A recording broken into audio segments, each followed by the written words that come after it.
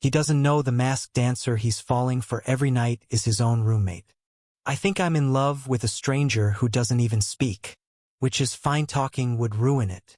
That's what I told myself after the third night I snuck into the studio just to watch him move.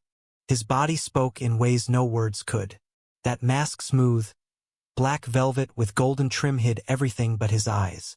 And damn those eyes. Intense, locked into the mirror, never wavering. Even as his limbs bent in ways I didn't know a human body could. Every night at 11 p.m. sharp, he'd be there, alone under that single spotlight. No name, no greeting, just movement, art, fire. I called him Phantom. Not creative, I know. But when you're standing in the dark corner of a dance studio, heart hammering in your throat like it's got its own rhythm to dance to, clever nicknames aren't exactly top priority. My name's Julian Hayes, sophomore at NYU. Dance scholarship, though you'd never guess that from how much I suck at ballet. My style is more freestyle hip-hop and self-deprecating humor. My roommate, Ethan Rivera, tall, sharp jaw, quiet, always has his headphones on. We've lived together for 7 months and barely had 7 conversations. I never thought Ethan noticed me. Not really. I mean, I talk a Lothi listens in a way that makes me think he's halfway in another galaxy. But that was fine, because at night there was Phantom. And Phantom, he made me feel seen, even without seeing me. The first time I stayed past midnight, he noticed me. Not directly, but his eyes flicked to the mirror, to the corner where I always hid. He didn't stop dancing. He turned his back and started a new routine, something more lyrical, slower, intimate, like it was for me. I went back the next night, and the next. It became our thing. I'd slip in. He'd dance like I was the only one who mattered, and then I'd leave before he turned the lights off. I didn't want to break the spell, but like all magic tricks, this one came with a cost. One night, I couldn't find my phone. Ethan wasn't in the dorm, so I figured I left it in the studio.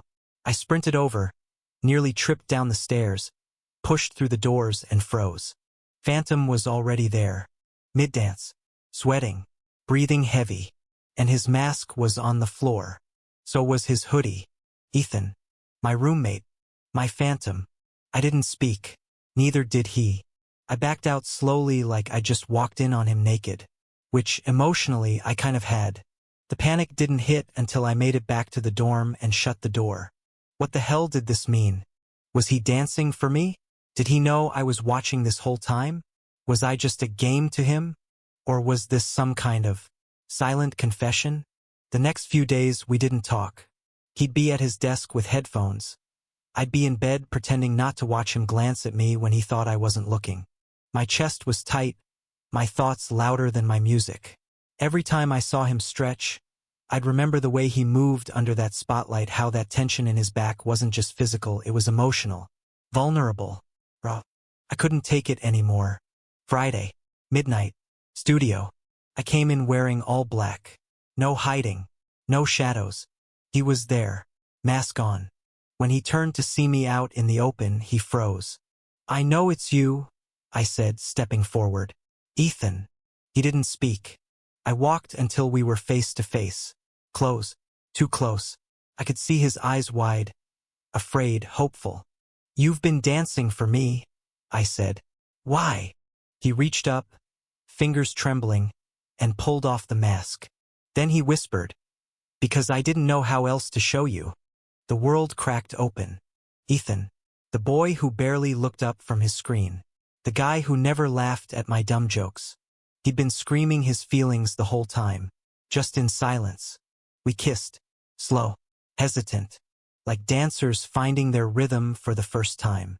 After that night, things weren't perfect. Turns out loving someone you thought you didn't know is complicated. We had fights, misunderstandings, like when I caught him deleting his choreography videos before I could see them, or when he caught me Googling how to not fall too hard for your roommate. But little by little, we learned to meet each other in the middle. He started talking more, openly, not just with his body, and I started listening not just with my ears. We danced together, sometimes in public showcases, sometimes alone, barefoot in the living room at 2 a.m., spinning until we collapsed into each other.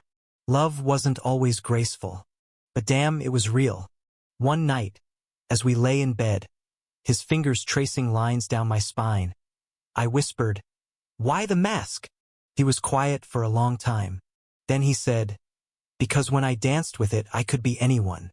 And I wanted to be someone you could fall for." I kissed his chest. I didn't fall for Phantom. He looked down at me.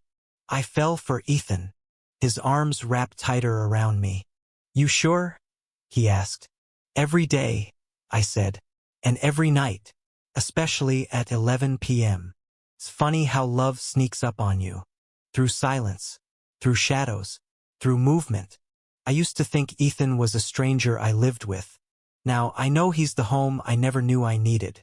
And when he dances now, maskless and free, under that same golden spotlight, I don't hide in the corner anymore. I dance with him. Thank you for listening. Don't forget to like and subscribe to stay updated with the latest videos.